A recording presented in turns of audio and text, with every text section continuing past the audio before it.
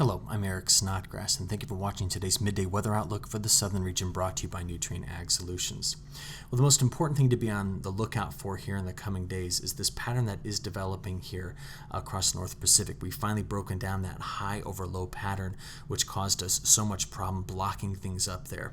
And that is also a pattern that's allowed some bitterly cold air to invade into the eastern half of the United States. And what I want you to see here is that there's change. We've now kind of opened up the flow. We've allowed troughs and ridges to move through rather than to become blocked. And the most significant feature that we need to be paying attention to over the next several days is right here.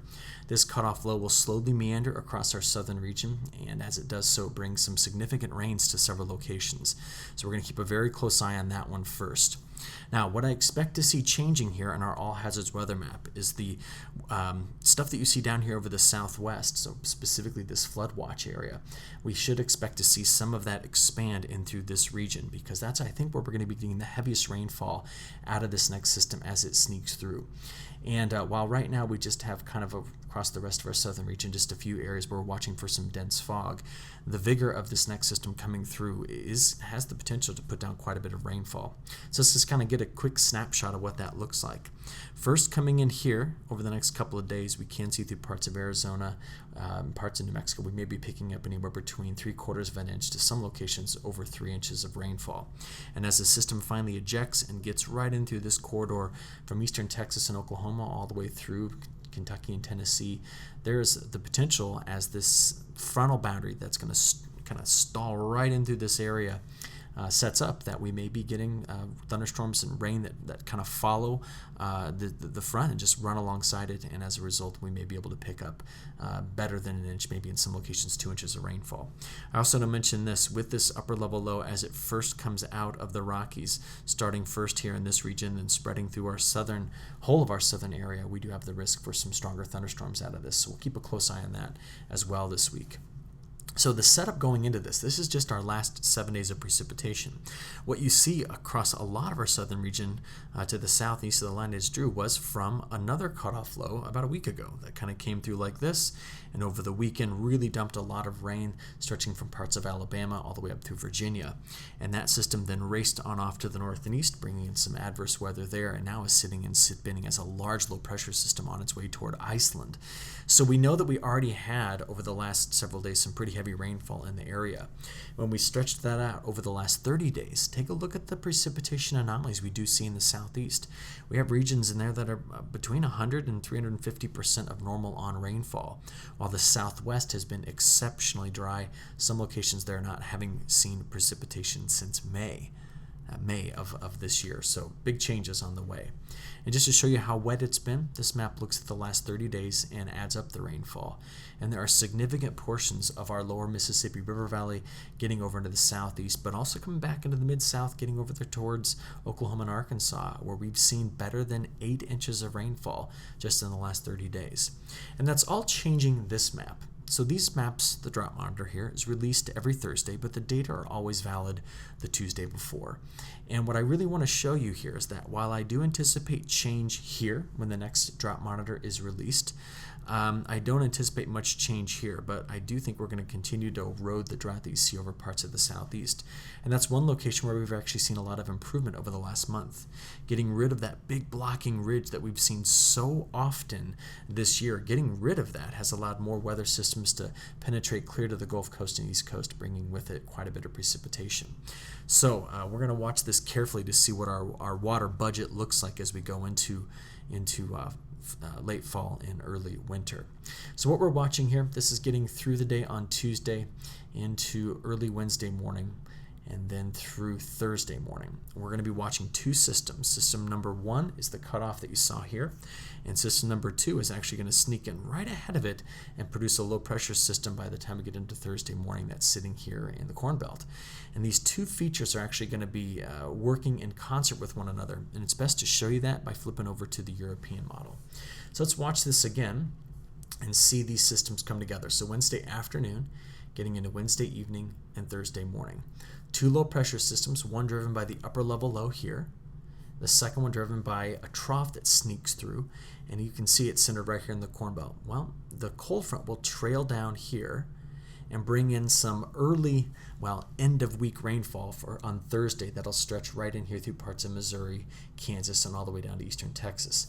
But what happens after that is quite interesting. So that system goes toward the Great Lakes by Thursday night, such that by Friday morning we get back into a familiar pattern. Our trough that was sitting here, the upper level trough, is now moved into this area. We can see a large area of higher atmospheric pressure sitting here. We have another one that's sitting right in this area. And the way the airflow comes around it is something like this. And that just gives us a boundary in the middle that doesn't move too quickly. And therefore storms just keep passing right over the tops of the same locations. And as a consequence, as we get toward the end of our week, so we're looking out here again at Friday morning, as we get toward the end of our weekend to start of our weekend, that boundary is able to put down quite a bit of precipitation. So that's the region we were looking for better than an inch, maybe 2 to 3 inches overall. But let's just see how quickly this all moves out as the high pressure builds in behind it. Saturday morning, Saturday afternoon, Saturday evening, getting into Sunday morning. So we do see by that time this system is cleared out.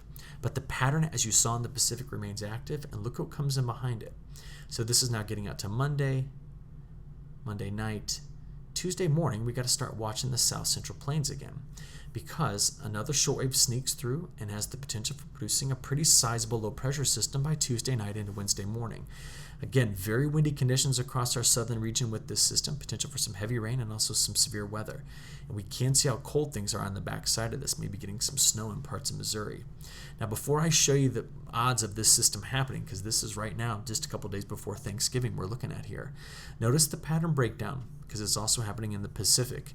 Remember, this whole area had been so dry, but with that changeover and the flow of the Gulf of Alaska, things are improving. So, just to see how robust this solution is, this is looking at all 51 members of the European ensemble. And you can see out here by Tuesday evening, many of them are trying to put a low pressure system somewhere here in the Corn Belt, and that will be significant as its cold front trails through our southern region for bringing in more precipitation and also the potential for some strong to severe storms. And just so you know, another system is hot on its heels, coming through, right about the time we're talking about a lot of Thanksgiving travel. So let's look into that week 2, GFS left, European on the right. There are some model differences, but there are also quite a few similarities. GFS wants to keep things quite wet in here, which stretches from Texas up into the Corn Belt, and maybe keeping parts of the southeast on the drier side. The European model, with a broader trough feature that sits across the whole of the lower 48, is actually keeping much of the whole eastern half of our southern region on the wetter side of things. You can see the differences in the models here pretty clearly. Now, to show you what I'm talking about there, take a look at this. This is a view from the North Pole down.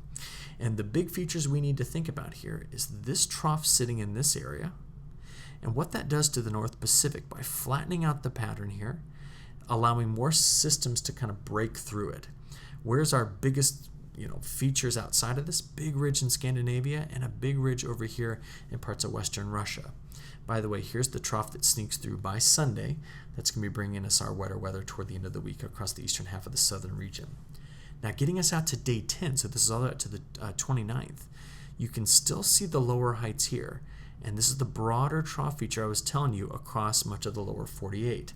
We also start to see at this point a much more defined trough that's sitting here just off of the west coast of Europe. And as I play this forward one more step, you can see that as we get all the way out to the first week of December, this is a pattern that keeps hanging onto this trough feature and sends stuff around like this. And I think this is quite significant to discuss because of what it does not only to our precipitation patterns, but also temperature. So over the next 5 days, I have the European on the right and the GFS on the left. You can see some pretty good agreement overall on the temperature pattern.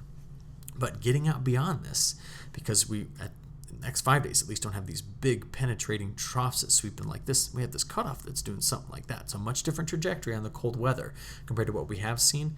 But look at what changes are starting to brew here by the time we get out to day 10. Both models are trying to do something different in Alaska. It's been very warm in Alaska for quite some time. The GFS is quicker on the changeover here to what could be a much cooler pattern. Now, why do we have to discuss that? Well, that changes everything across the lower 48. And look at this. By the time we get out to day 11 through 15, The Europeans got the cooler weather in Alaska, and so does the GFS. And this is the time period where our broader flow pattern is going to be doing something a bit more like this. And that will be significant for not allowing heat to really build back into the eastern 2/3 of the United States, and that of course hits our southern region. And I want you to see this overall pattern. It'll be one I'll be discussing a lot more in tomorrow's long range update. But to add to all of this, we have seen over the last few days and forecasting over the next 5 for our polar vortex to continue to kind of elongate. And right now its orientation is here in the North Atlantic going over towards Siberia. So the coldest air on the northern hemisphere right now is over in Siberia. And when we start to see some of these temperatures getting down into like the minus 30 to 40 range Celsius over there, for some reason it seems to be quite popular for people to go out and take pictures of themselves like you see with this young girl here. So this was just put out on Twitter. She's outside at minus 40 degrees. In fact, some of the nearby stations are at minus 45. And as she breathes through her scarf, the water vapor is actually condensing and freezing onto her eyelashes and onto her hair. And although it's kind of an interesting typo here, it says, in this part of Russia, temperatures drop below minus 40 5 days in a raw. Well, when it gets that cold, it is also very dry and things are quite raw. And yes, this is now the coldest place. Why I want to be talking about this is because we may be seeing some sort of pretty sizable polar vortex disruption as we get into the month of December. And that will most certainly give us a pretty sizable change up in our temperature patterns and precipitation patterns across the lower 48 and our southern region. So we'll talk about that in tomorrow's long range update. But with that, I think we'll go ahead and wrap it up right here. Thank you for your attention. Talk to you again tomorrow. Thank you.